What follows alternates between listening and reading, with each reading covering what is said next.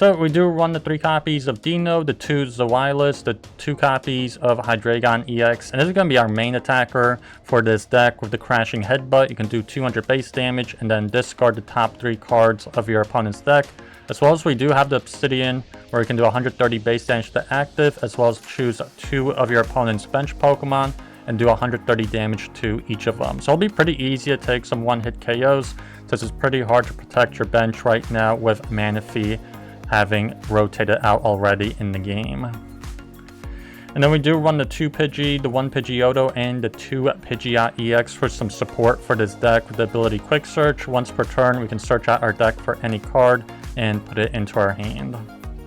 And then we do run the 2 copies of the Bidoof here for some cheap item lock with Itchy Pollen, 10 base damage, and then during your opponent's next turn, they can't play any item cards from their hand. So ideally, we do want to go second on the first turn of the game so that we can immediately item lock your opponent and buy as many turns as we can to set up our benched Pokemon.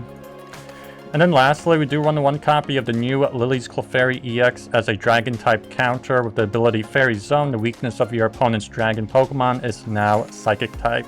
So we can take a really easy one-hit KO on Dragapult EX.